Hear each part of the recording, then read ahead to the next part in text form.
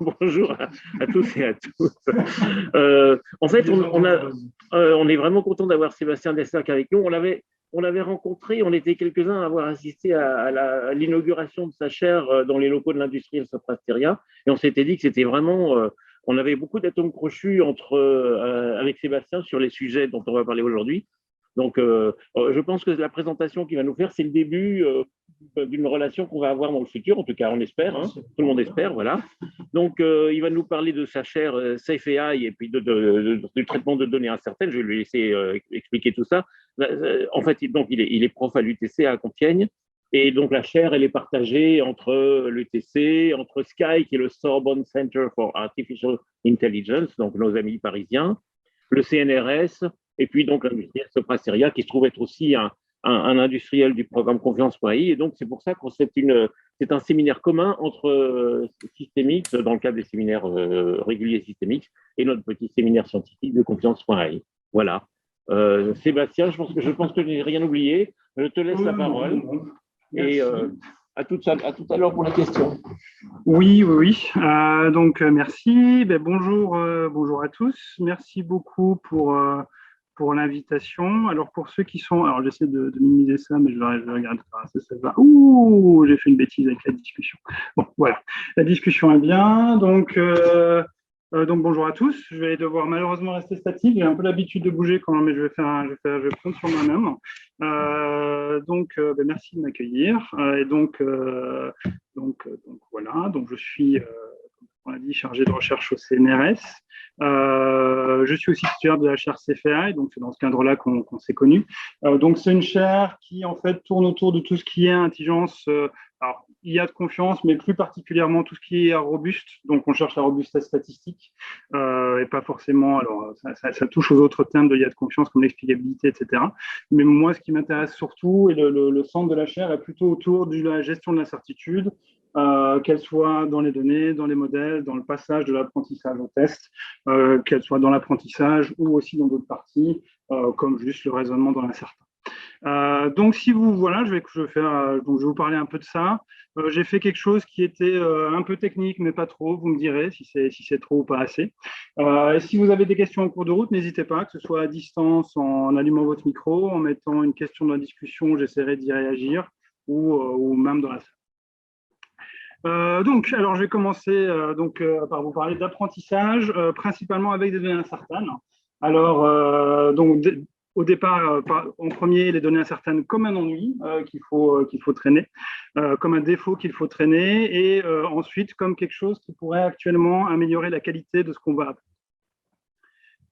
Alors, je vais remettre centré sur ça. Donc là, vous avez un peu le menu de ce qui va se passer. Donc avant d'entamer ce menu et de vous le détailler un petit peu, qu'est-ce que j'entends par incertitude dans les données? Donc là, je vous donne quelques exemples de données où on va vouloir, alors typiquement dans un problème d'apprentissage, labelliser ces données, ça veut dire leur associer une étiquette de sortie qu'on va vouloir éventuellement prédire. Donc là, je suis dans un cadre d'apprentissage supervisé, mais ce que je dis s'applique également à de l'apprentissage non supervisé, mais je vais me concentrer sur le supervisé. Donc voilà, ça c'est des exemples de données incertaines et là on voit, on a quelques exemples d'incertitudes où l'incertitude a des sources diverses et variées. Donc dans le premier cas, vous avez une image qui typiquement est prise dans le noir, hein, donc vous n'avez que des ombres. Vous voyez que vous avez un animal qui réfléchit dont les yeux réfléchissent très fortement à la lumière. Vous dites que c'est sans doute un félin. Maintenant, vous dire si c'est un lion, un jaguar, un chat, un lion. Lion, je l'ai déjà fait, guépard, va-t-on dire. Alors, c'est aucun des quatre, hein, si vous pouvez deviner, vous pouvez essayer. Mais voilà, donc là, vous avez une étiquette typiquement qui est imprécise, due à de l'ambiguïté.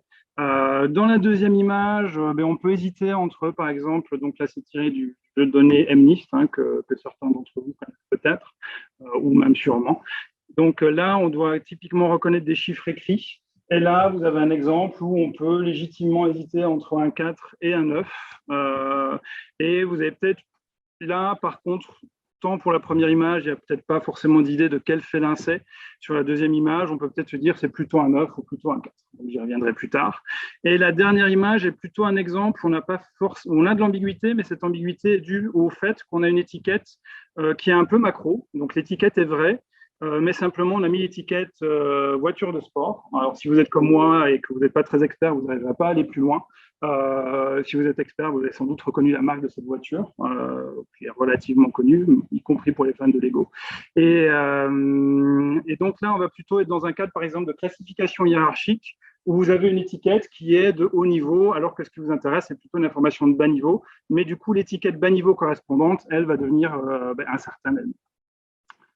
Donc, j'en viens à mon menu. Donc, qu'est-ce qu'on va faire? Donc, je vais d'abord vous parler de ce que je pense est un sujet intéressant. C'est plutôt donc sur la nature et l'origine des données incertaines, donc un peu avec borderline philosophie, mais quand même pas trop, et comment modéliser ces données incertaines. Et ensuite, je passerai au problème d'apprentissage pour finir par quelques conclusions et par des choses que je n'aurais pas eu le temps d'aborder durant le talk.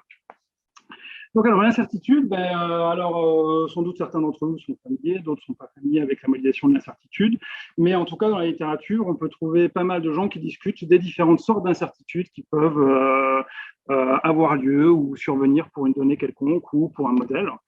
Donc, les gens font souvent les distinctions que j'ai mis là. Alors souvent la première et la troisième, moins la deuxième.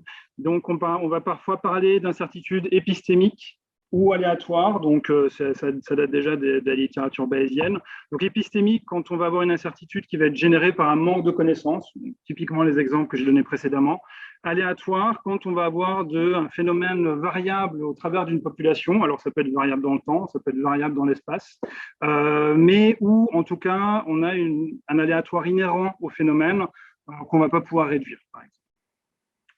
On peut aussi parler d'incertitude statistique versus incertitude non statistique, donc qui se rapproche un peu de la précédente, mais aux statistiques, on va considérer une population, de nouveau temps ou espace, et non statistique, par exemple, quand vous avez un seul utilisateur et vous voulez identifier les préférences de cet utilisateur dans un processus de recommandation, dans le fond, ce qui vous intéresse, c'est d'avoir de l'information sur cet utilisateur et pas sur les 3 millions d'autres utilisateurs que vous avez. Vous pouvez éventuellement utiliser les 3 millions d'autres utilisateurs, mais ultimement, ce qui vous intéresse, c'est cet utilisateur-là et pas celui-là. On peut aussi penser, par exemple, à la médecine de précision, où ultimement, ce qui vous intéresse, c'est le patient en face de vous et pas toute la cohorte. En tout cas, pour le patient, c'est certainement lui qui l'intéresse. On parle aussi parfois d'incertitude réductible et non réductible. Donc, par réductible, on va considérer une incertitude qu'on peut réduire par une action ou par une autre. Alors, ça peut être assez très contextuel, parce que, par exemple, on peut avoir un cadre où on ne peut pas rajouter d'attributs. Dans ce cas-là, on va considérer que l'incertitude aléatoire générée par la relation entre les attributs de la sortie ne va pas être réductible. Ou on peut avoir des cas où on va pouvoir rajouter un attribut ou mesurer quelque chose de plus, auquel cas où ça deviendrait réductible. On va parler d'irréductible quand l'incertitude qui est présente ne va pas être gommable. Ça veut dire qu'on n'a pas accès à des moyens d'action qui vont permettre de réduire cette incertitude. Alors pourquoi je parle de tout ça? Simplement parce que tout ça, c'est lié à la notion d'incertitude dans les données, ou je devrais plutôt parler d'incertitude dans la donnée. Donc quand on a une donnée et qu'on a de l'incertitude autour de cette donnée, si on veut caractériser cette incertitude d'un point de vue un peu plus sémantique, on va, sur une donnée précise, avoir une incertitude qui est plutôt épistémique, qui est plutôt non statistique et qui parfois peut être réductible ou pas réductible. Ça veut dire, si vous pouvez faire une mesure capteur, c'est réductible. Si vous devez prendre une décision dans les 3 millisecondes qui viennent, a priori, elle n'est pas réductible. Alors, j'ai dit épistémique, non statistique, et parfois réductible, parfois pas réductible. Mais ça ne va pas empêcher qu'on va peut-être pouvoir utiliser des informations statistiques pour caractériser cette incertitude. Ce que je voulais dire là, c'est que essentiellement, si vous avez une donnée, l'incertitude qui la considère n'est pas de nature statistique, et j'y reviendrai plus tard, quand je vais passer donc maintenant à comment on modélise une incertitude sur une donnée. Donc le truc classique, le grand classique, qui cela dit marche assez bien et peut donner de bons résultats, mais j'y reviendrai plus tard, c'est l'utilisation d'un modèle probabiliste. Donc ce qu'on va appeler dans la littérature, par exemple, aussi en apprentissage, soft labels, où on va attribuer un poids à chaque label qu'on va associer à une probabilité et qu'on va associer à la probabilité de cette étiquette d'être la vraie étiquette. Donc, c'est assez utilisé dans les littératures. C'est le modèle d'incertitude standard, classique, utilisé depuis des dizaines, voire des centaines d'années. Et si je reviens à mon petit exemple de 4 ou de 9, quelqu'un, alors ça dépend selon qui vous êtes, j'imagine que vous aurez un avis différent. Mais mettons que là, notre expert, où il regarde une radio, et vous pouvez imaginer une radio derrière aussi, et il nous dit c'est plutôt un 4 qu'un 9. Et donc, vous allez modéliser cette incertitude par une probabilité. en associant un nombre à 4, en associant un nombre à 9. Alors évidemment, le nombre associé à 4 devrait être plus grand que le nombre associé à 9. Donc là, vous avez une petite image qui illustre le modèle en question sur un tout petit graphe. Donc vous allez donner une valeur alpha et un moins alpha. Il n'y a que deux étiquettes possibles. Et là, vous allez devoir choisir un nombre. Donc en l'occurrence, 0,75 et 0,25 semblent un nombre valable. On aurait pu en choisir d'autres. Donc pourquoi les probabilités et pourquoi pas? Alors, les probabilités, ben, déjà, c'est le modèle d'incertitude le plus utilisé au monde, hein, je pense. Il n'y a pas trop d'ambiguïté là-dessus. Donc, ça veut dire que vous avez beaucoup de gens qui travaillent là-dessus, vous avez beaucoup d'outils. Donc, c'est quand même assez intéressant pour faire du prototypage ou du test. Si vous utilisez une entropie croisée comme fonction de coût, par exemple, dans votre apprentissage, ben, ça se marie très, très bien avec l'apprentissage existant. Donc, vous n'avez pratiquement aucun coût d'intégration d'une incertitude comme celle-ci. Donc, quels sont les problèmes éventuels des probabilités, en tout cas les critiques qu'on pourrait faire à leur égard sur les incertitudes de données? Ben, c'est que quelque part, à mon sens, après on peut le discuter, hein, mais c'est que c'est pas du tout clair que l'incertitude des données a une nature probabiliste. Donc, comme je l'ai dit, l'incertitude sur une donnée, c'est avant tout non statistique et c'est avant tout épistémique. Alors, on peut dire les probabilités, donc il y a de nombreux auteurs, et je vais essayer de vous donner une intuition derrière les critiques que les gens peuvent faire sur les capacités des probabilités à modéliser l'incomplétude ou l'imprécision qu'on va pouvoir avoir dans les données. On pourrait aussi dire que les probabilités, et là j'y reviendrai de nouveau un peu plus tard, ont une expressivité limitée. Donc maintenant, il existe des cas de modélisation d'incertitude qui généralisent les probabilités, c'est-à-dire qu'on peut aller contre les probabilités, mais qui vont essayer, disons, de les généraliser, d'en faire un cas particulier de quelque chose de plus riche. Donc, je vais juste vous donner un petit exemple, c'est une petite intuition, je peux bien sûr vous en dire plus là-dessus, hein, mais de pourquoi les gens trouvent que pour modéliser l'incomplétude ou l'imprécision ou la partialité, les probabilités ne sont pas toujours bien adaptées. Donc là, j'ai un exemple où on va avoir de nouveau le même exemple que le 4-9, mais sur quelque chose d'un peu plus critique. On va demander à un docteur de classifier la sévérité d'un patient atteint, par exemple d'Alzheimer ou d'une autre maladie. Et on a choisi de modéliser pour l'instant le modèle actuel que le médecin a à sa disposition, c'est soit dire que le patient n'a pas de maladie présente, soit donner au patient 3 degrés de sévérité. Sévérité en français, je ne suis pas sûr, mais bon, gardons ça. Alors donc on a les 4 étiquettes possibles, qui sont des étiquettes qui ont été définies dans un protocole, par exemple. Et le docteur a dit, ben, là, la photo, imaginons que la photo est assez mal prise, il dit là, je suis pratiquement sûr de moi que le patient est malade. Par contre, étant donné la qualité de la radio, qu'il n'y avait pas beaucoup de positrons, qu'il n'y avait pas beaucoup de rayons renvoyés et qu'elle était faible pour d'autres raisons, je suis incapable de vous dire le degré de sévérité avec lequel ce patient est atteint. C'est soit de B, soit de C, soit de D. Donc, il vous dit ça. Donc, vous savez que c'est entre B, C et D, mais vous ne savez pas laquelle. Donc, si vous choisissez un modèle probabiliste, c'est là que je dois me retenir de bouger, vous allez mettre un tiers, un tiers, un tiers, qui est la loi uniforme standard. Donc, si vous avez à mettre une probabilité, c'est de toute façon le modèle le meilleur pour vous. Donc maintenant, vous avez cette information-là. Le docteur, mettons, passe à la retraite. Hein, c'était un docteur qui avait utilisé une radio avec des vieilles technologies. Et pour certaines raisons, les protocoles évoluent, la connaissance sur la maladie évolue. Et ce qui était maintenant 3 degrés de sévérité s'est transformé en 4 degrés de sévérité. Ça veut dire les médecins ou le nouvel hôpital a décidé de séparer le degré de sévérité C en 2 sous-degrés. Ça veut dire en C1 et en C2, parce que les traitements ont peut-être évolué. Et du coup, il faut différencier ces 2 degrés de sévérité.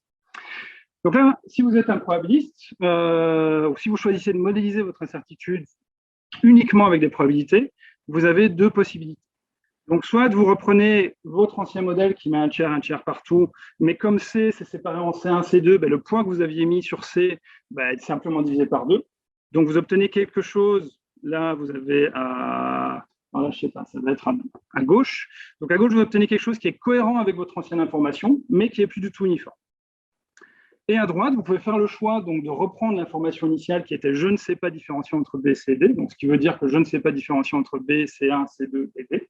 Et donc, je vais essayer de mettre un modèle uniforme sur B, C1, C2 et D. Donc, les 2 stratégies sont légitimes. Là, ce que la critique habituelle faite aux probabilités pour dire que pour modéliser l'ignorance ou l'imprécision, elles ne sont pas forcément l'outil le plus adapté, c'est qu'il est impossible dans un cadre probabiliste de modéliser l'uniformité à la fois sur B, C, D et à la fois sur B, C1, C2 et D. Je veux dire typiquement que votre modèle d'ignorance ne va pas être invariant sous des transformations non linéaires. Globalement, c'est ça que ça veut dire. Et peut-être que vous aimeriez votre modèle d'ignorance ou de connaissances partielles, qu'il soit invariant sous de telles transformations. Donc, c'est typiquement une critique faite, il y en a d'autres, mais voilà. Donc, c'est typiquement une des raisons pour lesquelles les gens ont essayé de dire les probabilités sont très bien, mais peut-être on a besoin d'autre chose.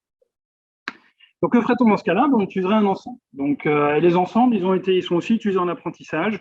Donc, peut-être certains d'entre vous ont vu des choses qui s'appellent learning under partial levels. Donc, si les ensembles en apprentissage sont souvent appelés partial levels. C'est souvent le cas. Et donc, j'en viens à mon information initiale, donnée sur mon cas. Et si vous choisissez d'utiliser des ensembles, globalement, vous allez mettre 1 aux éléments qui sont dans l'ensemble. Vous savez que la vérité à laquelle appartient, et vous allez mettre 0 partout ailleurs. C'est une information assez frustre, mais c'est une information qui est invariante sous les transformations que j'ai utilisées précédemment. Donc, si je sépare C en 2, il n'y a plus de problème vu que je mets juste 1 partout là où c'est possible. Donc, comment on traduit ça en termes de quantification de modèles mathématiques d'incertitude? Ce qu'on peut faire, c'est utiliser 2 mesures. Donc, une mesure qui basse et une mesure haute, alors qui vont être binaires, parce que j'ai des informations 0,1, donc je ne peux pas aller beaucoup plus loin que ça. Par contre, la mesure basse qui va indiquer d'être certainement vrai pour un événement, et une mesure haute qui va indiquer que c'est potentiellement vrai pour un événement. Donc, l'idée, c'est que selon l'événement que vous allez regarder, vous allez soit avoir que la vérité est certainement dans cet événement. Donc là, par exemple, alors dans mon exemple, je dois soit prendre B, C, D, ou B, C1, C2, D, soit A, B, C, D. Mais je suis sûr que, par exemple, je pourrais être sûr que le patient est effectivement malade. Inversement, si l'événement A auquel je m'intéresse inclut à la fois des éléments de E et des éléments qui ne sont pas dans E, je ne sais pas si la vérité est dans A. Donc là, du coup, ça veut dire que mon événement est potentiellement vrai, mais aussi potentiellement faux, qui se traduit par un nécessaire égal à 0 et par un possible égal à 1. Donc là, par exemple, si je regarde l'événement BC, ma connaissance me permet juste de dire que BC est possible, mais pas certain. Ça pourrait très bien être D, par exemple.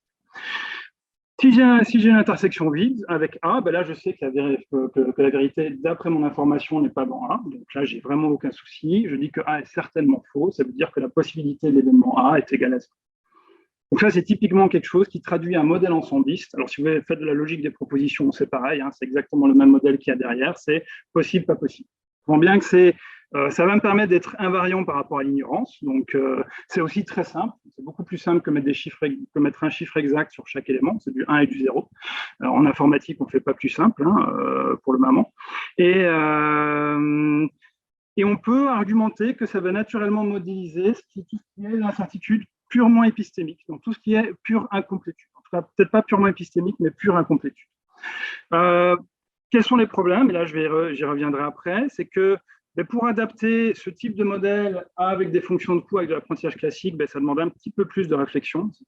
C'est pas direct. Et aussi, on a un petit peu une expressivité limitée. C'est-à-dire qu'on a un modèle oui-non, ce qui est un petit peu frustrant quand on a un petit peu plus d'informations que lui. Et j'en reviens à ça, j'illustre ça par mon petit 4 ou 9. Donc là, vous vous souvenez, vous aviez votre petit chiffre. Et là, votre information, c'était plutôt un 4 qu'un 9. Donc là, vous n'avez pas du oui-non. Vous savez que c'est un 4 ou un 9, donc d'accord, mais vous avez un petit peu plus d'opinion que ça. Vous savez que c'est plutôt, selon vous, selon votre expert, c'est plutôt un 4 qu'un 9. Donc vous ne pouvez pas le modéliser avec des ensembles, vous êtes contraint à 1 ou 0. Et le modèle probabiliste est raisonnablement satisfaisant, j'ai envie de dire. Et il vous demande toujours de choisir des chiffres. La question, c'est est-ce qu'on peut faire mieux? C'est-à-dire là, vous avez typiquement une situation où vous n'êtes pas complètement probabiliste quand même, mais où vous voudriez faire plus que les ensembles. Donc, ce que les gens ont proposé, c'est simplement de dire, voilà, on voudrait des choses qui généralisent à la fois les ensembles et à la fois les probabilités. Donc, c'est des gens comme Dempster quand même qui ont proposé des ensembles aléatoires, les fonctions de croyance. Il y a des gens comme Wasserman qui ont travaillé là-dessus, les probabilités imprécises. Vous pouvez trouver des gens comme Keynes ou George Boole aussi qui en ont parlé, les premiers, si on remonte loin. Donc, du coup, les personnes là, je vais me focaliser sur un cadre, mais il y a différents cadres qui existent qui répondent à ces besoins. Et qui, donc là, je les ai mis par ordre d'expressivité. Donc, plus vous montez haut, plus l'expressivité du cadre théorique augmente ou du modèle mathématique. Par contre, en général, plus les calculs qui arrivent derrière deviennent complexes. C'est le trade-off, c'est le compromis habituel à faire. Donc, je vais me concentrer sur les ensembles aléatoires ou les fonctions de croyance, parce que peut-être que c'est ce que certaines personnes dans la salle connaissent. En tout cas, une option assez valide, qui va à la fois généraliser les ensembles et à la fois généraliser les probabilités. Donc, qu'est-ce qu'une fonction de croyance? C'est ou un ensemble aléatoire. C'est simplement une distribution de probabilité, mais qui, au lieu d'être placée sur les atomes, vont être placées sur les sous-ensembles. Donc, globalement, vous avez plutôt, donc vous mélangez probabilité et imprécision en mettant des masses de probabilité sur des observations imprécises, globalement. Donc, ça mixe les deux cadres.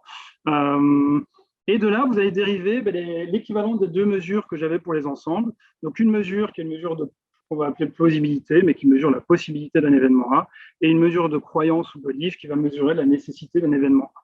Donc, simplement, la mesure haute va sommer les masses des ensembles qui sont cohérents avec A, donc une intersection non vide avec lui, et la mesure basse va sommer l'ensemble des ensembles qui impliquent A. Donc, l'inclusion en termes ensemblistes, c'est équivalent à l'implication en termes logiques. Donc, vous allez sommer l'ensemble des masses telles que votre information E et implique forcément que si la vérité est dans E, alors la vérité est aussi dans A.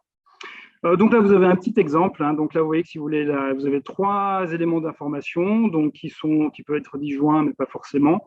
La plausibilité de l'événement A en gras ici est simplement la somme des masses qui ont une intersection non vide avec lui. Et la croyance est simplement la somme de l'événement inclus. Là, vous voyez que vous avez un événement qui est non consistant avec A. Alors, quel est le lien? C'est une bonne question, je vais répondre après. Donc, vous retrouvez les probabilités si vous mettez des masses que sur les singletons, donc que sur les atomes. Donc là, vous retrouvez une distribution de probabilité classique. Et vous retrouvez, dans ce cas-là, vos deux mesures coïncident les unes avec les autres. Vous retrouvez les ensembles simplement si vous mettez une masse complètement sur eux. Donc, vous mettez toute la masse de croyance sur cet ensemble et aucun autre. Et si vous mettez une masse sur des ensembles qui sont emboîtés, donc sur des ensembles qui vont être inclus les uns dans les autres, qui vont former une chaîne dans ce sens-là, vous allez retrouver une distribution de possibilités. Donc vous allez aussi avoir une cohérence avec la théorie des possibilités quand vous allez regarder des ensembles qui vont être emboîtés. Si vous regardez dans mon exemple, on n'a aucun des 3 ensembles qui est emboîté les uns dans les autres, donc ce n'est pas une possibilité. Une possibilité, ça reviendrait à dire que E1, alors pardon, là je suis un peu en avance, que E1, E2 et E3 sont emboîtés les uns dans les autres, donc forment une chaîne. Donc, on est aussi cohérent dans une certaine mesure avec la théorie des possibilités. Donc, je reviens à mon information. Donc, maintenant, j'ai cet outil qui est un peu plus riche que des probabilités, un peu plus riche que des ensembles. Et je reviens à mon information qui est un peu ni l'un ni l'autre. Je veux dire, c'est plutôt un 4 qu'un 9, qui est une information plutôt qualitative, mais quand même utile. Et donc, ça peut se modéliser par une fonction de croyance.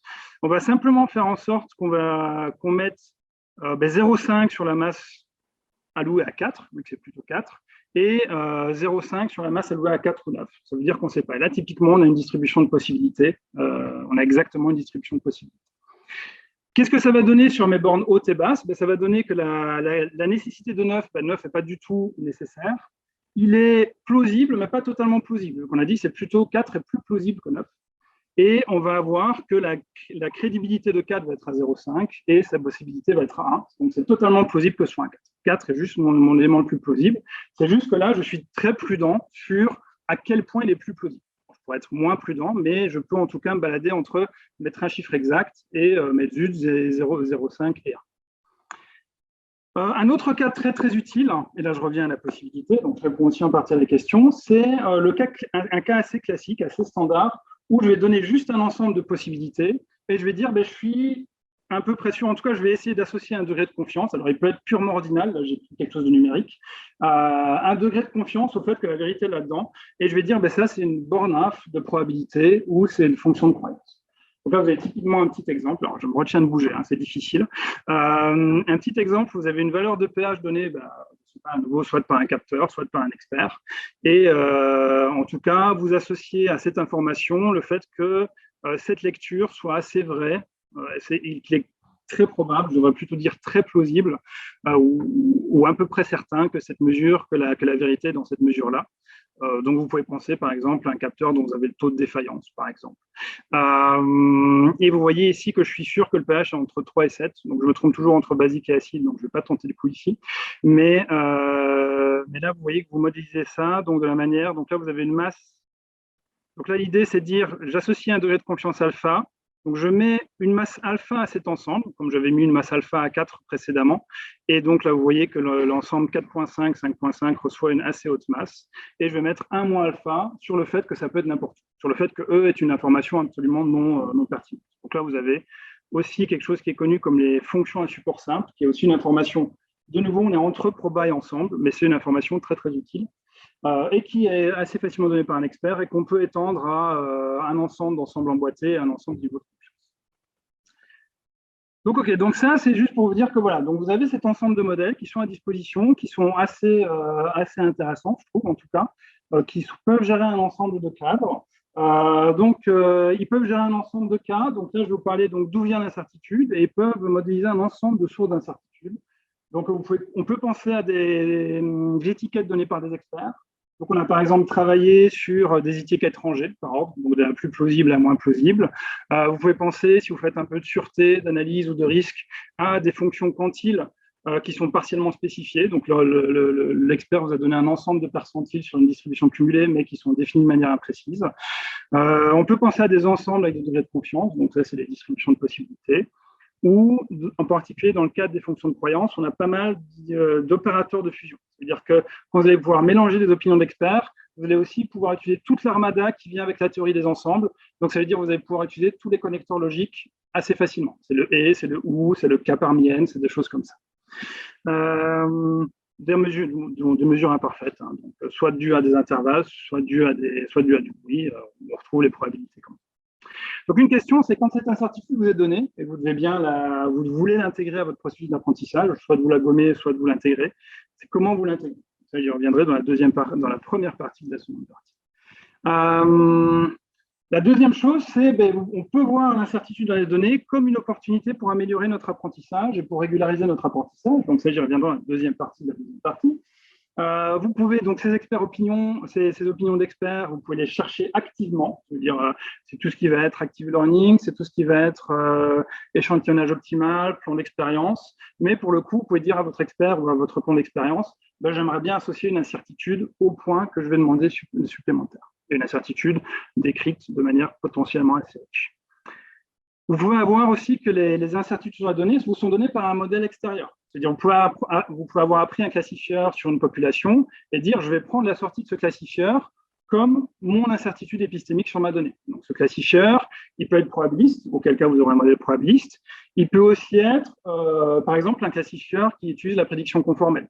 Donc, par exemple, MAPI chez Quantmetry et Librairie qui utilise la prédiction conformelle. Typiquement, si vous prenez la prédiction conformelle et que vous emboîtez les niveaux de confiance, vous allez obtenir une distribution de possibilités. Donc, par exemple, la prédiction conformelle, c'est un moyen naturel d'obtenir des labels possibilistes dans ce cas-là. Vous pouvez aussi avoir des classifieurs qui sont évidentiels, donc qui vont directement vous retourner une fonction de croyance.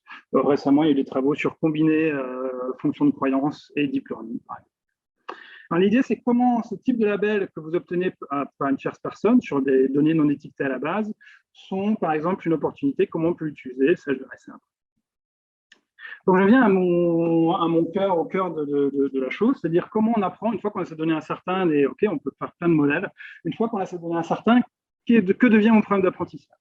La première chose, comme je l'ai dit, c'est si ça vient comme une contrainte, ça va devenir plus. Donc là, je vous rappelle juste des trucs d'apprentissage. Je ne sais pas à quel point les gens sont familiers. Nouveau, n'hésitez pas à m'arrêter. Quand on apprend, on a un ensemble d'observations et techniquement, traditionnellement, et je vais être dans un cadre assez traditionnel ici, on va spécifier une fonction de coût. On va dire, j'ai un classifieur qui est ici θ, il va faire des prédictions et je vais mesurer sa qualité sur une seule instance, sur une seule donnée, par l'erreur qu'il commet sur cet instant. Alors en régression, c'est une erreur quadratique, ça peut être une erreur quadratique. En classification, ça peut être la fameuse entropie croisée. Donc là, vous avez une idée de la fonction de coût d'un modèle linéaire possible. Vous avez la droite θ, vous avez une observation xy, et vous avez le coût entre xy et le modèle que je considère. Le but du jeu en apprentissage, et là, je ne sais pas si je vous apprends des choses ou pas, mais voilà, le public, je ne sais pas, mais c'est toujours des bons rappels et ça fixe les notations. Le but du jeu en apprentissage, alors l'idée, c'est qu'on a un ensemble fini de données, donc ce qu'on essaie d'optimiser, c'est le risque empirique moyen, donc c'est la somme, c'est de trouver le modèle qui minimise la somme des coûts moyens que je vais avoir sur mes données observées. On peut faire différentes choses, et votre modèle optimal, c'est celui qui minimise. Donc là, vous avez un petit exemple où vous avez de la régression, vous allez utiliser une erreur quadratique, et de la classification, vous allez utiliser ici une log loss, pas loin, qui est une entropie croisée pour le pi. Grosso modo. Donc le problème, c'est, OK, maintenant vos données, elles sont plus précises, elles deviennent imprécises. Donc, typiquement, en régression, vous pouvez avoir des intervalles sur la sortie. Comme je l'ai dit, on peut voir les features. En classification, alors là, vous avez quelque chose qui est carrément de la donnée manquante, donc je suis dans un cadre binaire. Vous avez observé plein de données, mais vous avez du bleu et du rouge que pour certaines données. Et pour plein d'autres données que vous avez observées, vous n'avez que du gris. Donc là, la question, c'est que devient votre modèle optimal dans ce cadre-là, si vous voulez conserver votre incertitude et vos données incertaines et prendre en compte vraiment leur imprécision. Donc là, je vais prendre l'exemple de la régression. Donc là, le problème, c'est que votre fonction de coût, elle devient mal définie. Ça veut dire que votre modèle θ, à la limite, il reste ce qu'il est, il reste une droite. Par contre, l'erreur que vous commettez entre θ et l'observation x, y, vous avez une sortie imprécise, qu'est-ce qu'on prend? Qu'est-ce qu'on prend? On peut prendre le minimum. Donc ça, si vous êtes plutôt optimiste, vous dites tout va bien se passer, mon vrai point, il est plutôt en haut de mon intervalle. On peut prendre le maximum, donc on peut être plutôt optimiste, on peut être plutôt pessimiste, on se dit la pire des choses va se passer. En fait, quelqu'un essayait de me blouser en rajoutant de l'imprécision. Quelqu'un pouvait rajouter de l'imprécision et a peut-être fait en sorte que je sois dans le pire des cas. Ou vous pouvez faire d'autres stratégies comme un Moyen-Âge. Typiquement, quand vous allez mettre une densité, c'est plutôt ce que vous faites quand on met une densité de probabilité. Donc, si je formalise un peu ça, ça veut dire ça. Ça veut dire que vous observez quelque chose qui est imprécis et du coup, votre fonction de coût, elle vit dans un ensemble de valeurs possibles et plus dans une seule valeur. Donc, vous avez un problème qui est mathématiquement mal défini. Si vous voulez, au sens d'Adama, ça marche aussi. Et donc, vous devez bien, si vous voulez vous revenir à un problème mathématique bien défini, il faut faire des choix. Donc, en statistique, généralement, si vous avez une idée du processus qui va générer votre imprécision, qui va générer votre partialité, le problème, il n'est pas théoriquement, le problème est bien posé, c'est juste que vous avez un problème calculatoire potentiellement très compliqué, mais voilà. Sinon, voilà, ce que je vous ai dit, les approches communes, je vous les ai juste illustrées. Si on essaie de les formaliser, elles sont là. Donc, vous avez une approche optimiste où votre fonction de coût, ça va devenir le minimum. Vous avez de nouveau une fonction de coût précise, mais qui prend un parti pris. Vous avez la version pessimiste, qui de nouveau revient à une fonction de coût précise, mais qui prend un autre parti pris, pour le coup, celle-là. Et vous avez quelque chose qui est un peu près comme le M, on va dire, ou en tout cas comme une approche probabiliste, où vous allez avoir une pondération des différentes valeurs possibles.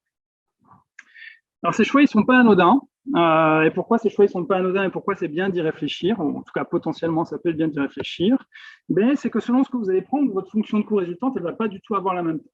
Donc là, je vous mets l'exemple sur la régression.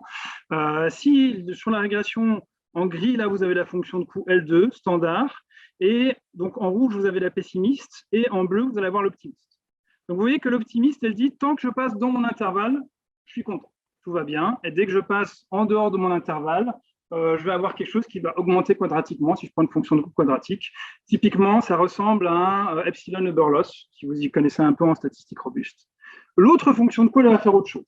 Elle va dire, je veux passer au maximum dans le milieu de mon intervalle, et plus mon intervalle sera grand, plus je vais pénaliser le fait de ne pas passer dans le milieu de mon intervalle. Donc, pareil, vous avez une évolution quadratique de chaque côté. Qu'est-ce que ça veut dire? Ça veut dire que si vous prenez les mêmes données, mais deux partis pris différents, vous avez potentiellement des modèles différents. Donc, vous voyez que dans le premier cas, vous faites confiance à vos données et à votre modèle choisi, donc vous êtes optimiste. On passe par tous les points, par tous les intervalles, il n'y a pas de souci. Dans le deuxième cas, alors je suis un peu trop pessimiste, là, je pense, sur mon dessin, mais vous allez avoir tendance à vouloir passer par le milieu des deux intervalles qui sont imprécis là. Donc, techniquement, vous allez avoir quelque chose qui ne va pas passer par les deux points que vous avez précisément observés. C'est juste pour là, je ne dis pas qu'il y en a une meilleure que l'autre. Je dis que selon le choix que vous allez faire, l'hypothèse que vous allez faire sur votre fonction de coût, ça va avoir un impact sur le résultat de votre apprentissage, un impact assez fort. Alors là, c'est encore pire. Donc là, vous avez l'exemple, vous avez une classification binaire. Si vous choisissez quelque chose d'optimiste, vous allez dire les points qui sont près des bleus sont des bleus, les points qui sont près des rouges sont des rouges, et vous allez faire ça. Donc vous allez être optimiste, vous allez bien séparer les points. Par contre, vous vous dites, ouais, mais la personne, elle m'a caché des zones d'ambiguïté. Donc en fait, il m'a montré que des rouges, mais c'est des gros mélanges de bleus et de rouges, et dans les bleus, pareil, il m'a montré que des bleus, mais il y a un gros mélange de bleus et de rouges. Donc, ce que je veux dire, c'est un gros mélange. Donc s'il y a un gros mélange, ma meilleure séparation, elle passe par les deux nuages. Et globalement, elle va quand même mettre les rouges d'un côté, les bleus de l'autre, mais elle va passer par deux nuages. Donc, vous voyez que selon l'hypothèse, là, on a carrément deux modèles qui sont orthogonaux l'un à l'autre. Donc, ce n'est pas toujours anodin de faire ces choix. Il faut en être conscient. Alors, oui, mais vous allez me dire, c'est bien de savoir qu'on doit faire des choix et que ça va avoir un impact, mais qu'est-ce que je choisis? Pessimiste, optimiste. Et là, l'idée, c'est que ces choix, ils vont apparaître optimaux selon ce que vous pouvez savoir sur votre processus. Je vais donner déjà quelques intuitions, mais globalement, vous allez être optimiste quand vous êtes à peu près sûr que votre modèle, il est capable, la bonne hypothèse, c'est raisonnable que la bonne hypothèse se trouve dans votre modèle. et que aussi votre modèle n'est pas trop flexible. Alors, vous pouvez régulariser toujours, mais si vous avez un modèle hyper flexible et que vous êtes optimiste, ben, tout va coïncider ensemble. Vos données vont coller exactement au modèle, et ce n'est pas forcément ce que vous voulez. Vous êtes un peu près sûr que le processus qui a rendu les données imprécises n'est pas fait pour vous faire échouer. Donc, vous n'êtes pas dans un cadre adversarial. Et donc, voilà. Donc, typiquement, un cas classique, vous pouvez penser au cas semi-supervisé. On peut dire que le cas semi-supervisé a tendance à faire cette hypothèse dans le cas de données totalement manquantes. Quand est-ce que vous êtes pessimiste? Quand vous allez vouloir avoir des garanties dans tous les scénarios possibles. Donc pour ceux qui connaissent, ça se rapproche d'être distributionnellement robuste, quand vous avez du prior ou du chiffre dans vos distributions. Quand vous allez avoir un processus adversarial, donc là, vous voulez aussi être robuste. Et aussi, ce qui est aussi très intéressant, c'est quand vos données partielles, alors parfois dans la littérature, c'est ce qu'on appelle ontique contre-épistémique, peu importe, c'est quand vous dites, mais mes données partielles, en fait, elles recouvrent un ensemble de scénarios possibles, mais que je ne peux pas capturer au travers de mes attributs. Donc, vous pouvez penser à une voiture où un capteur va tomber en panne. Donc, du coup, vous n'avez pas sa vitesse et vous dites, l'ensemble des scénarios possibles, c'est cela, parce que l'impression de mon capteur fait que l'ensemble des scénarios que je gère sont ceux-là. Et vous voulez ne pas être trop mauvais face à l'ensemble des scénarios qui sont possibles pour vous. Donc, en gros, votre intervalle, il ne modélise pas un point mal connu, mais il modélise un ensemble de points possibles, mais qui pourraient tous arriver en même temps. Vous pouvez penser au multilabel, par exemple, en termes d'apprentissage. Alors, donc, c'est des choses qu'on a fait au laboratoire. Alors là, j'en ai choisi une qui date de mon passé dans l'agronomie et les CIRAD. Donc, on devait prédire la qualité de caoutchouc naturel qui sortait d'une exploitation. Alors là, c'était une exploitation de Michelin au Brésil. Vous voyez en dessous un petit arbre de décision qui est issu de ça. Et là, typiquement, les données, elles venaient du fait que les différents arbres, qui avaient différentes variétés d'arbres, ils étaient tous mis dans la même benne. Donc, on pouvait connaître à peu près les proportions de chaque nature d'arbre, mais pas exactement. Donc, on avait besoin de prendre ça en compte. Et aussi, la traçabilité entre la benne et le fait qu'elle soit mise au soleil, enfin, qu'elle soit entreposée dans l'entrepôt principal, la date était plus ou moins bien connue. Le procédé n'était pas non plus le traçage n'était pas hyper génial. Donc, on a essayé de prendre ça en compte, ce qui nous a permis d'améliorer un peu la prédiction de la qualité du caoutchouc naturel sur cette plantation de Michelin. L'autre, c'est actuellement alors là, je ne pourrais pas vous en parler, mais si Patrice est là, il pourra peut-être mieux vous en parler, parce que ça, c'est une application qui a été faite donc, avec Patrice Akmin et avec Thierry Deneux, notre laboratoire, qui utilise des données évidentielles, et où l'idée, c'était de faire alors ce qu'on fait toujours, le chemin de fer, on en fait toujours pas mal, c'était de la prédiction de défauts, donc c'était les grandes années des prédictions de défauts sur les chemins de fer, et là, c'était des défauts sur j'imagine, vu l'image des condensateurs au long de la voie. Donc là, pareil, on avait des labellisations expertes qui étaient typiquement des rangements entre oui, ça a pu arriver ou non, c'est pas sûr que ça arrivé. Et je pense aussi des sévérités de défaut.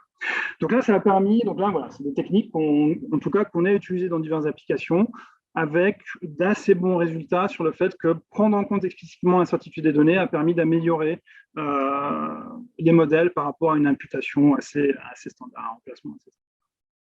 Donc voilà, c'est ce qui complique un peu la vie quand on a des données incertaines. Maintenant, l'idée, c'est que décrire l'incertitude des données, ça peut aussi être intéressant. Et ça peut-être être quelque chose qui, actuellement, on va vouloir faire activement pour éviter des biais, par exemple. J'y viens dans cette partie-là. Donc, l'idée, c'est que si vous êtes un peu plus prudent sur l'étiquette de votre donnée ou sur ce qu'est la vérité terrain de votre donnée, on sait que les données incertaines, alors ça c'est déjà connu avec les soft labels, par exemple, qu'on sait que ça vous permet d'avoir un modèle qui derrière est mieux régularisé. Donc c'est une manière de régulariser votre modèle, d'éviter que ça se perde dans un coin qui est pas très bon.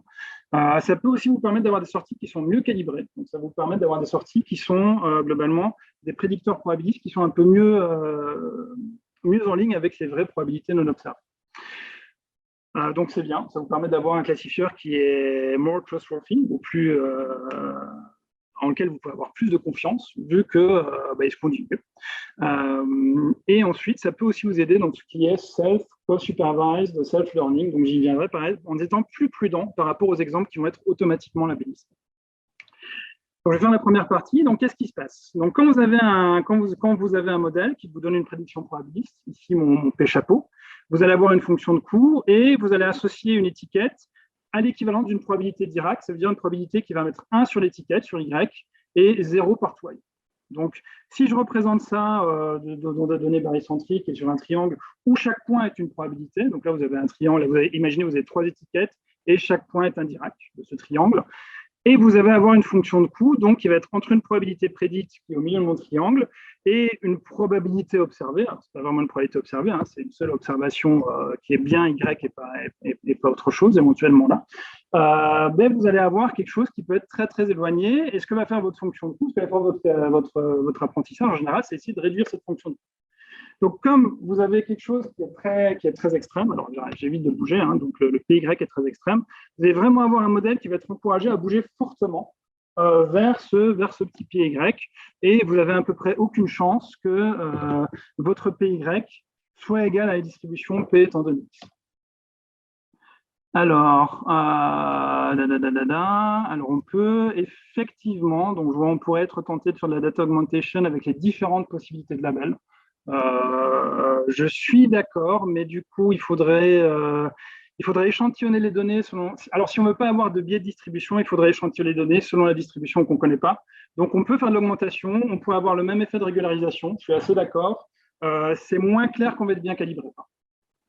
On aurait la régularisation, mais pas la calibration si on fait de l'augmentation assez brutale. Mais je suis d'accord que c'est aussi une stratégie valable. Alors, je vais redescendre dans les trucs pour voir si. Voilà. Alors, maintenant, j'en reviens à l'entropie croisée. Donc, on peut se dire, donc les soft labels, qu'est-ce qu'ils font? Donc, ils font en soft labels, alors ça marche bien pour régulariser. C'est qu'on dit, je vais transformer mon observation en probabilité. Donc, je vais mélanger mon observation, qui est un Dirac sur Y, en quelque chose, en ça, plus une petite quantité d'uniforme pour ramener mon point vers l'intérieur du triangle et faire des choses qui va moins tirer mon modèle vers quelque chose. Donc là, le modèle se corrige toujours, mais comme la distance est un peu moins grande, il se corrige moins et vous allez avoir un effet de régularisation qui va se passer et vous avez une chance. Bon là, si vous la corrigez toujours avec le même alpha, il n'y a pratiquement aucune chance, mais vous allez avoir une chance que votre point vert que vous allez ramener à l'intérieur du triangle soit plus proche de la vraie probabilité conditionnelle sur l'ensemble de la population. Vous allez aussi éventuellement avoir un effet qui va faire qu'elle va se rapprocher au plus près de la vraie probabilité que vous recherchez. Donc, plus récemment, les gens ils ont regardé, OK, reprenons cette idée-là, mais on sait qu'on a des modèles un peu plus riches. Donc, regardons ce que peuvent donner l'utilisation de ces modèles un peu plus riches.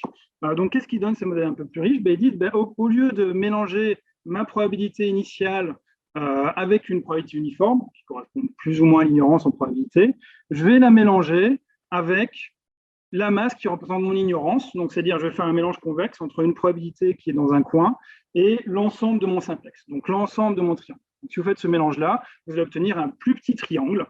Alors, ce n'est pas exactement ce qui est fait, hein, parce que sinon le triangle devrait être décalé. Mais globalement, vous n'allez plus obtenir un point, mais un ensemble de points. Rappelez-vous, au bas, donc vous allez obtenir un espèce d'ensemble de probabilités. Vous allez exactement obtenir un ensemble de probabilités. Et vous allez faire votre minimisation de fonction de coût. Donc, à nouveau, vous pouvez montrer que ça se passe assez bien, que votre fonction de coût a de bonnes propriétés de convexité, etc. Et donc, vous allez voir que là, ce qui change, donc là, vous allez toujours avoir cet effet, on réduit la distance par rapport à l'effet régularisation, mais que si vous avez une probabilité qui se retrouve dans mon triangle, tout d'un coup, la pénalisation va être égale à 0. Donc, votre modèle va dire, je suis déjà assez proche, je n'ai pas besoin de bouger en regard de cette observation-là. Et en plus, techniquement, vous avez quand même beaucoup plus de chances que la vraie probabilité soit dans… Enfin, si je reviens au précédent, mathématiquement, vous n'avez aucune chance que votre PS de Y soit exactement égal à la probabilité conditionnelle. C'est une mesure 0. Donc, voilà. Par contre, là, ici, vous avez une chance, au moins une chance positive, que votre vraie probabilité conditionnelle soit dans votre triangle. Vous allez aussi, c'est pour expliquer pourquoi on a peut-être aussi un meilleur effet de calibration. C'est une intuition qu'il y a derrière. Ça va toujours être formalisé théoriquement, mais en tout cas, ce qu'on remarque, c'est des résultats qui ne sont pas les miens, mais ce qu'on remarque là-dessus, qui sont sur un groupe de Munich, avec Eichel Meyer, avec qui on travaille, ce qu'on va remarquer, c'est que là, si vous regardez bien, donc là, vous avez probabiliste, donc l'accuracy ne change pas trop entre les deux modèles, à la fois soft label et Credal.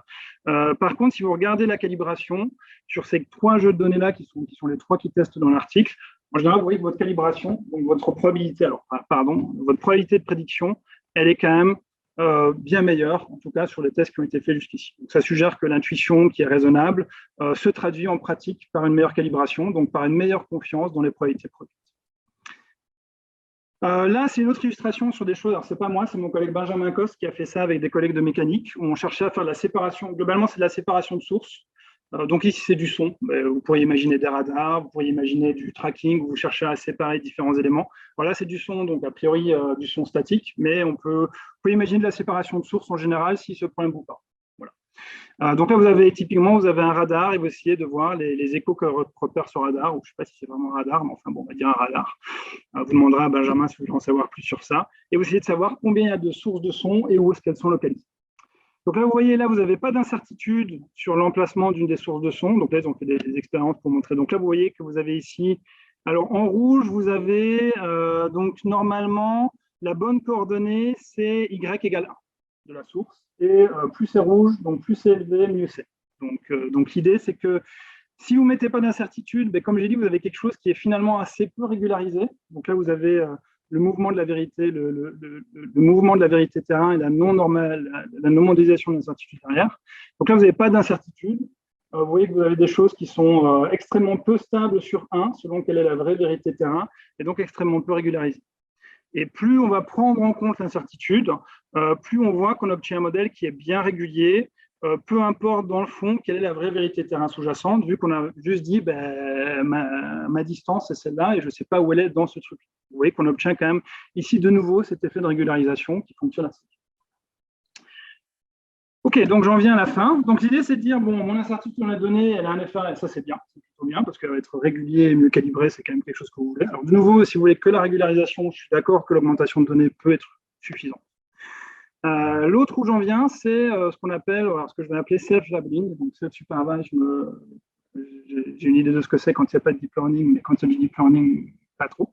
En tout cas, l'idée, c'est quel est le contexte qu'on a ici, c'est que vous avez un ensemble de points labellisés, vous avez quelques-uns, on va dire, et vous avez tout un ensemble de points qui sont non étiquetés.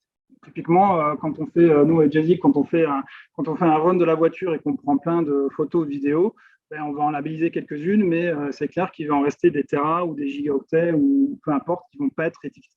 Donc l'idée, c'est que ces points contiennent quand même de l'information, donc on voudrait utiliser cette information. Comment on va faire? Ben, un truc qui est assez standard, c'est de faire de l'auto-apprentissage. Ça veut dire qu'on va d'abord apprendre un modèle sur les données, labellisées. Bon, on va même faire du semi-supervisé avec les non labellisés. Voilà, ce n'est pas le cas dans l'image que je mets là. On va obtenir un premier modèle prédictif et on va remplacer un certain nombre de données non labellisées par les étiquettes prédictives. Donc, ce qui est classique dans ce cadre-là, c'est d'utiliser des probabilités et en deuxième étape, décréter ces probabilités, parce que vous n'avez pas, en général, vous utilisez une fonction de coût standard, et vous décrétez ces probabilités pour ne sélectionner que les exemples où vous avez une probabilité la plus élevée possible. Autant dire que vous avez plutôt intérêt à ce que votre probabilité soit bien calibrée, là aussi, sinon ça n'a pas bien marché. Et vous en relabellisez quelques-uns, et puis vous refaites un tour avec ces nouveaux exemples labellisés, ainsi de suite, ainsi de suite, ainsi de suite. Donc, dans l'approche classique, comme je le dis, vous remplacez par des labels durs. Ça veut dire vous remplacez piéton, pas piéton, par piéton ou par pas piéton. Et point barre, et vous refaites un tour. Donc, bien sûr, ça va avoir un biais potentiel, et un biais potentiel qui va être dicté par votre modèle appris. L'idée, c'est de dire, ben, en fait, si on regarde de l'incertitude dans les données, on n'a plus besoin de cette étape d'écrêtage, on n'a plus besoin de ce remplacement par des labels qui sont des labels durs, quelque part. Donc, on va plutôt remplacer les étiquettes, qui ici peuvent être n'importe quoi, hein. Ça peut être non étiqueté, ça peut être partiellement étiqueté, ça peut être n'importe quoi, par le modèle d'incertitude qui nous est donné par l'apprentissage. Et donc, l'idée, c'est qu'on évite, en tout cas, on peut éviter dans une certaine mesure les biais potentiels, vu qu'on a une quantification de l'incertitude ici, tout en ayant toujours une amélioration de notre modèle. Alors là, de nouveau, ce n'est pas des résultats, c'est toujours cet étudiant en thèse qui est assez brillant, qui fait ça sur des données donc Credal, et qui a appliqué, donc là, c'est l'algorithme, il a étendu l'algorithme mix match, je pense, à un processus où on a des étiquettes qui sont de type Credal. Donc là, ce qu'on voit, c'est que dans fix match, voilà. Parce que voilà, donc là je reprends un peu leur tableau, hein. Vous avez les références bien sûr qui sont données dans la présentation, mais là vous voyez bien que en fait ce qu'ils ont mesuré, je ne sais plus ce qu'il est là, c'est le taux d'erreur, je pense, hein, en pourcentage, et donc on voit qu'on a une amélioration. Alors elle est plutôt, alors LS match, ça veut dire label smoothing, donc c'est quand on remplace label smoothing, c'est un autre nom pour remplacer par des probabilités. Donc en label smoothing, le LS c'est on remplace label par des probabilités plutôt que de remplacer par des étiquettes dures. Et là, vous voyez que les probabilités améliorent la chose. L'approche crédale, qui est un peu plus prudente quelque part, va encore un peu améliorer les choses, en tout cas dans les expériences faites là. Alors, ce n'est pas toujours le cas, hein. Vous n'avez pas un free lunch théorème, ce serait trop beau, mais vous voyez que ça fonctionne assez bien. Il y a des raisons pour lesquelles ça fonctionne. Alors, donc, l'idée de ce talk, c'est quoi? C'est de vous dire que, donc je vous passe la partie philosophique qui est au début, hein, on peut en reparler. C'est que les données incertaines, elles peuvent venir comme des contraintes, donc auquel cas vous avez besoin d'adapter votre apprentissage standard. L'algorithme même fait ça bien, mais il y a d'autres options. Et que la manière dont vous allez se faire peut avoir un impact assez fort sur votre résultat. Donc, alors, si vous avez des milliards de données et qu'il y en a 100 qui sont imprécises, techniquement non. Donc, c'est plutôt le cas quand l'incertitude elle est assez proportionnelle au nombre de données que vous avez. Hein. Si vous avez des milliards de données, a priori, une faible imprécision, ça va être noyé, si vos données sont assez fiables.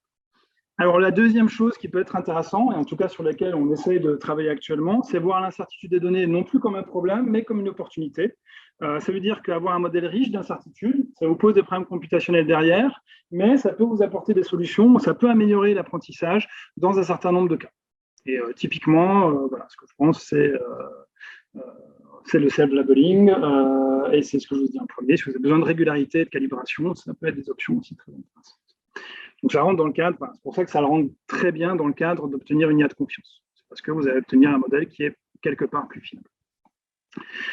Donc, ce dont je n'ai pas parlé, hein, parce que je ne peux pas vous parler de tout quand je me dis d'incertitude. Donc, on avait parlé d'incertitude aléatoire ou épistémique.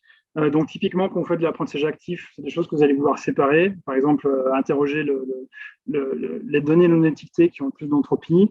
On peut de nouveau argumenter que ces modèles, ils séparent plus facilement ce qui est incertitude aléatoire qu'incertitude épistémique, vu qu'ils les encodent de deux manières différentes. Vous avez une approche bayésienne, vous pouvez avoir ça via un modèle hiérarchique, mais à la fin de la journée, vous avez quand même une probabilité pour l'un et une probabilité pour l'autre. Donc ça se dit, c'est plutôt philosophique, hein, mais donc c'est des choses qu'on essaye. Donc cette quantification, en tout cas, c'est une alternative, cette quantification d'incertitude aléatoire, donc via les valeurs de probabilité, cette incertitude épistémique, via, on va dire, la largeur des intervalles. Donc là, vous avez deux situations assez différentes. Elles peuvent être intéressantes, par exemple, pour faire de l'apprentissage actif, donc pour différencier les zones où on ne sait pas des zones où on sait, mais où on a un gros mélange de données. Et aussi, on a un autre doctorant actuellement qui travaille sur, une fois, ça vous permet de retourner des résultats ambigus, et enfin, en tout cas, si vous retournez plusieurs classes, on peut le faire en prédiction conformelle ou avec d'autres modèles, qu'est-ce qui fait qu'on a un doute sur ces classes-là? Et quelles sont les raisons, quels sont les pixels, l'exemple du 4 et du 9. Donc, sur quoi on devrait désambiguiser pour obtenir un résultat qui est précis et plus imprécis. Donc, typiquement, dans le cas du 4 du 9, on va prédire 4 ou 9, et on va pouvoir essayer d'expliquer pourquoi on ne sait pas si c'est 4 ou 9. Du coup, qu'est-ce qu'on doit interroger pour savoir si finalement 4 ou 9. Alors, quelque chose qu'on a encore très très peu exploré, mais qui me semble intéressant, c'est que si on regarde le cadre des fonctions de croyance, elles autorisent, alors je dis qu'elles mettaient des masses sur des ensembles, mais certains cadres autorisent à mettre une masse sur le conflit, sur l'ensemble. Pas que je bouge. Donc cette masse sur l'ensemble vide positive, elle a deux interprétations typiquement. C'est soit une interprétation en termes de degré de conflit, soit une interprétation sur le fait que la vérité n'a pas été modélisée dans notre espace qu'on a choisi actuellement. Donc la vérité est ailleurs. Par exemple, si on a modélisé différents défauts, si on a dit il peut y avoir des piétons ou pas de piétons, et ce qu'on rencontre, c'est un cycliste, donc de bol, c'est ni l'un ni l'autre.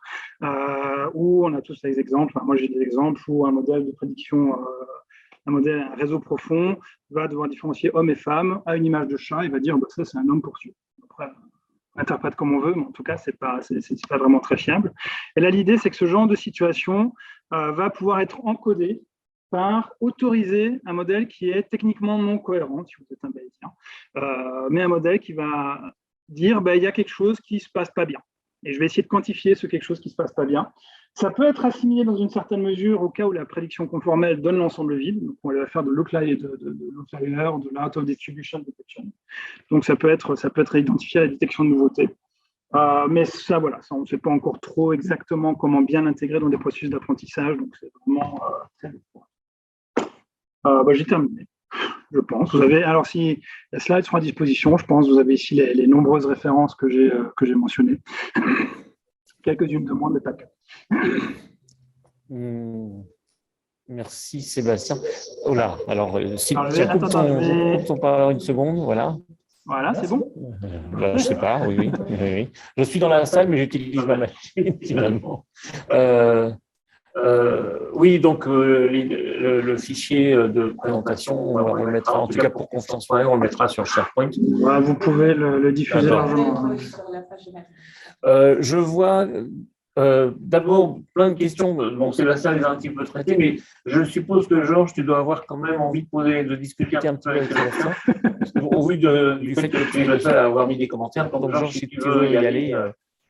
Bonjour et merci beaucoup là, pour la présentation. Là, ça me rappelle des anciens souvenirs sur l'incertitude. Oui, alors, j'avais vu il y a bien longtemps, il y avait les Fuzzy Sets, les ensembles flous, Dubois et Prade. Alors, j'ai vu qu'il y avait une référence à ces travaux, là, les Toulousains sur la théorie des possibilités.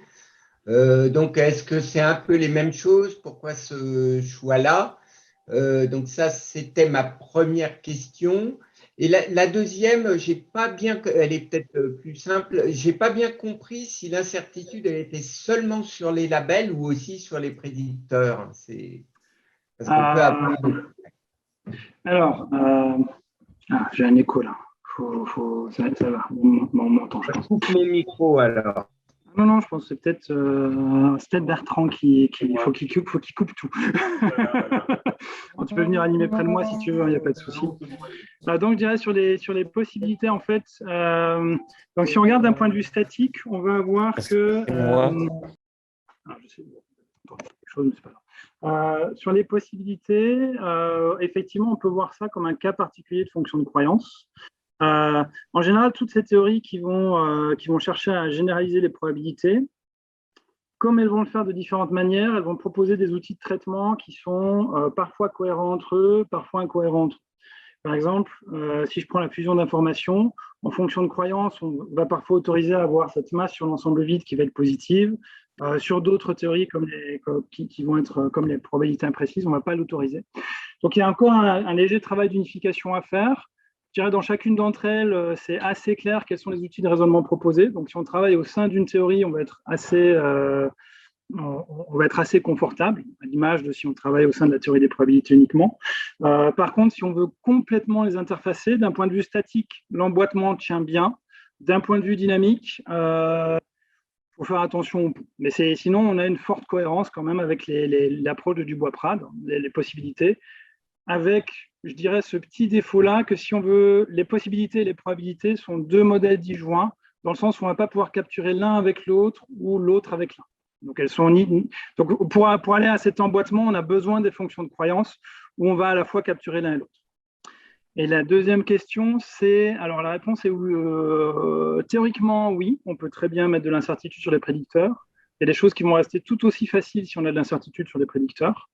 Par contre, il y a quand même tout un ensemble de choses qui vont devenir un peu plus difficiles si l'incertitude est sur les prédicteurs plutôt que sur les choses à prédire. Donc, on a quand même calculatoirement mettre aussi des choses. Alors, par exemple, dans le cas du caoutchouc, l'incertitude était sur les prédicteurs. Elle était sur les proportions dans les bennes et sur le temps de ramassage. Donc, la prédiction de qualité du caoutchouc, elle était bien étiquetée, il n'y avait pas de souci. Donc, c'est des choses qu'on peut gérer. Je dirais que de manière générale, le message, c'est théoriquement oui. Techniquement, c'est un peu plus difficile souvent d'avoir l'incertitude sur les prédicteurs. Ok, merci beaucoup. Calculatoirement. Moi, je viens par là, souvent, ça a l'air d'être plus pratique de poser les questions d'ici. Si vous avez des questions on se prend encore quelques minutes, bien sûr, des questions de la salle. Ça, c'est une question de la salle, puisque je suis dans la salle. Dans la salle. Tu vas poser une question. Oui, parce qu'en fait, ce que je me dis, c'est qu'en fait, dans Confiance.ai, on n'a pas beaucoup de données sources qui sont incertaines, ou plutôt, on n'a pas cette notion d'incertitude sur les données. On a des données, on n'a pas mis d'intervalle de confiance autour des données, etc. Est-ce que tu penses que ça serait intéressant, du coup, avec nos données, de rajouter, puisque c'est un peu ce que tu disais à la fin, de rajouter des intervalles de confiance ou un petit peu tout ce que tu nous expliquais sur nos données pour pouvoir bénéficier de ce que tu disais? Oui, alors je pense que faut voir la deuxième partie, si tu veux. Non, où là, l'incertitude sur les données, elle est induite, par exemple, typiquement en étiquetage automatique. Tu as des données étiquetées d'une part et des données non étiquetées. Alors, je ne sais pas si dans confiance.ai, c'est le cas où tu as du Oui, on a un peu de tout. semi-supervisé, voilà. Là, typiquement, je pense que c'est un cas où l'étiquetage automatique va pouvoir, et ce type de théorie, visiblement les premiers résultats sont assez prometteurs, va pouvoir apporter un intérêt. Donc, si l'incertitude n'est pas native, toute la deuxième partie de l'exposé, la deuxième partie de la deuxième partie, pardon, concerne plutôt des cas où en fait on va rajouter de l'incertitude pour que les choses se passent, mais où l'incertitude est quantifiée, pas une donnée initiale, mais plutôt un truc induit par la suite. Quelque chose à essayer. Dans la salle, il y a des questions. Oui, si. On va la répéter pour que vous l'entendiez. Là, ouais. À moins que tu sois aussi connecté sur Zoom.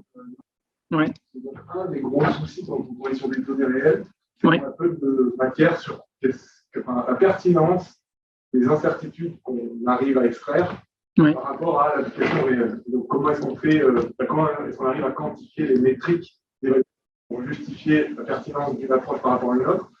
C'est des réflexions. C'est des problèmes auxquels vous avez sans doute fait face. Comment est-ce qu'on arrive justement à montrer qu'on arrive à extraire de l'information qui peut être pertinente dans un problème sans vérité terrain? Du coup, on a rarement de vérité terrain sur l'incertitude. Vous avez des étiquettes ou pas?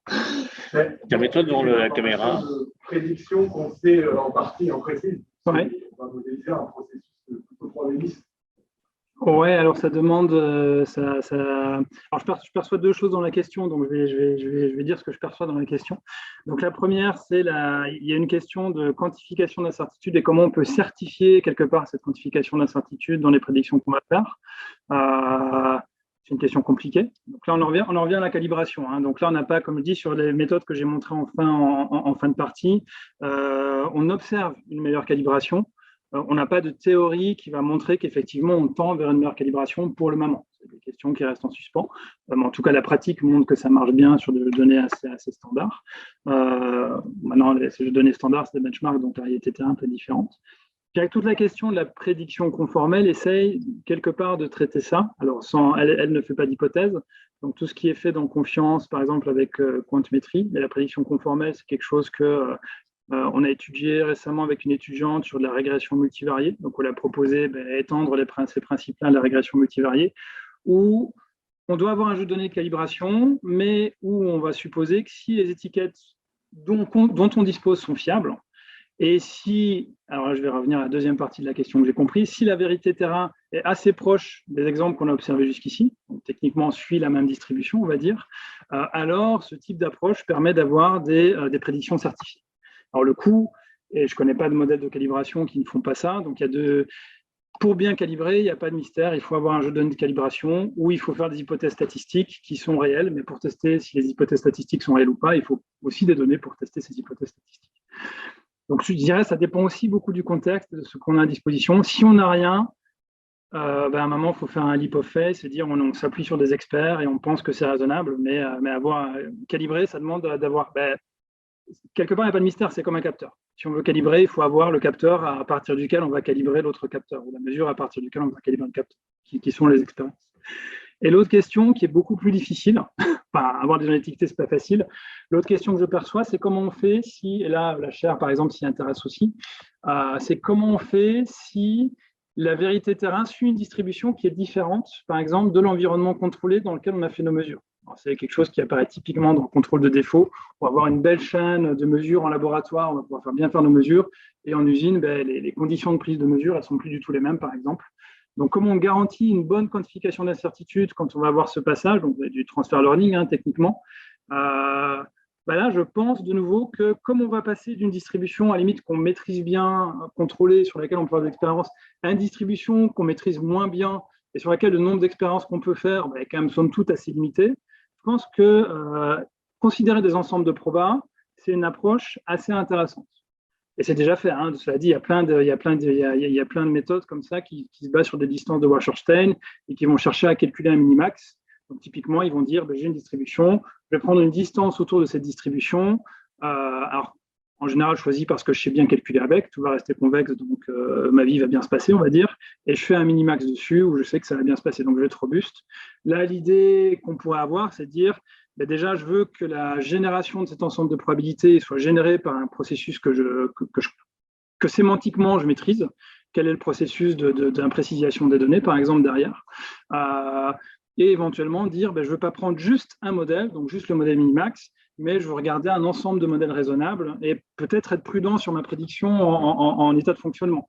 Et dire, ben voilà, je peux être très fiable sur mon état de fonctionnement contrôlé, mais le transfert à mon état de fonctionnement non contrôlé fait que je vais être prudent sur certaines prédictions. Et je ne sais pas si… alors là, la deuxième question est plus de l'ordre de l'apprentissage par transfert, passer du synthétique au réel, on va dire. Mais voilà, je ne sais pas si ça répond à la question du coup. Non, mais vous êtes à côté. Oui, on peut en discuter ensuite, il y a des références, bien sûr. On peut en discuter plus en avant dans je ne sais pas combien de temps. Sébastien, tu n'es plus devant la caméra. Là, voilà.